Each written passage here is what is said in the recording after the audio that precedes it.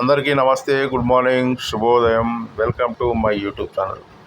కొత్తగా కనుక నా ఛానల్ చూస్తున్నట్టయితే సబ్స్క్రైబ్ చేసుకోండి, లైక్ చేయండి, షేర్ చేయండి. ఇక మనము విషయానికి వచ్చేద్దాం. మనము ఇప్పుడు వచ్చేసి భవనం చాలా అందంగా ఉంది. చాలా స్వర్ణగిరి టెంపుల్కు అన్నదాన కార్యక్రమం వెళ్ళడం జరిగింది.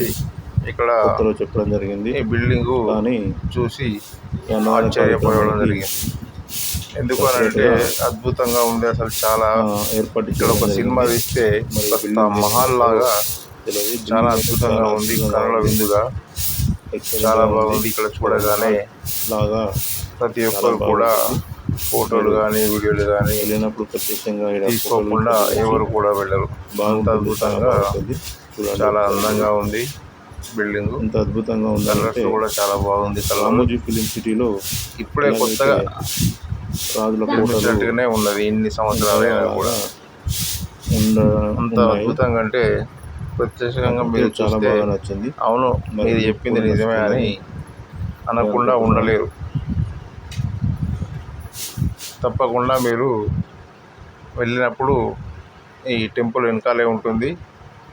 ఒకప్పుడు నాకు తెలిసి ఇక్కడ అన్నదాన కార్యక్రమం 5th ఫ్లోర్లో 3rd ఫ్లోర్లో ఇక్కడ అన్నదాన కార్యక్రమం నిర్వహిస్తున్నారు, పెడుతున్నారు అదే చెప్పి తెలియడం జరిగింది. కానీ ఇప్పుడు అక్కడ కాదు, కిందనే ఇక్కడ షెడ్ ఉంది కదా, ఇప్పుడు మీకు చూపిస్తా. ఇక్కడ అన్నదాన కార్యక్రమాన్ని నిర్వహిస్తున్నారు. నిన్న నేను వెళ్ళి తినడం జరిగింది. అసలు ఆ వంటకాలు కూడా చాలా అద్భుతంగా ఉన్నాయి. అసలు ఈ నిత్య అన్నదాన కార్యక్రమం అనేది నిర్వహించడం అనేది చాలా బాగుంది. వచ్చిన వారికి ప్రతి ఒక్కరు కూడా ఈ అవకాశాన్ని వినియోగించుకుంటున్నారు. తెలియని వారు వినియోగించుకోండి. ఎందుకంటే మనం కుటుంబంతో సహా ఒక 5-10 మంది వెళ్తే మన దారి ఖర్చులు, ప్రయాణ ఖర్చులు ఎంతైతే అవుతాయో మనం ఒక హోటల్ వెళ్ళి భోజనం చేయాలంటే కూడా అంతే ఖర్చు అవుతాయి. కానీ ఇక్కడ వాళ్ళు నీకు నాకు అని భేదం లేకుండా ప్రతి ఒక్కరికి కూడా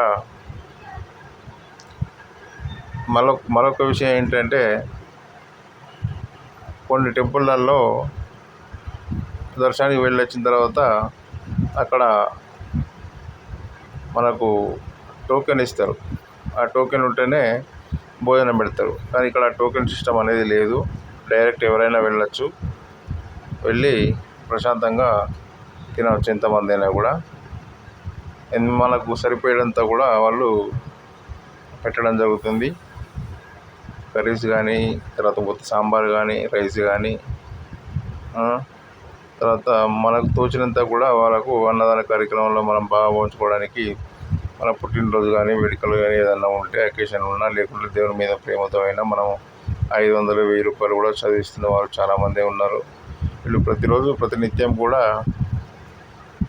మధ్యాహ్నం 12 గంటల నుంచి అన్నదాన కార్యక్రమం స్టార్ట్ చేసి సాయంత్రం 3:30, 4 గంటల వరకు కూడా కార్యక్రమం నిర్వహిస్తున్నారు.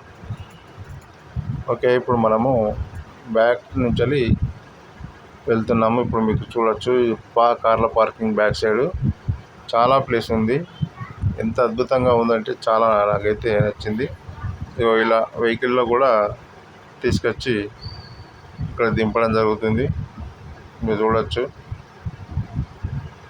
ఇప్పుడు మనము పైకి వెళ్తున్నాము గుడి వెనకాల నుంచి. ఈ గుడి నుంచి వెనకాల నుంచి వెళ్ళంగానే ఈ బిల్డింగ్ లోపడుతుంది కదా, ఆ బిల్డింగ్ లెఫ్ట్ సైడ్కు మనకు షెడ్లు వేసి ఉంటాయి. అక్కడ అన్నదాన కార్యక్రమం నిర్వహిస్తున్నారు.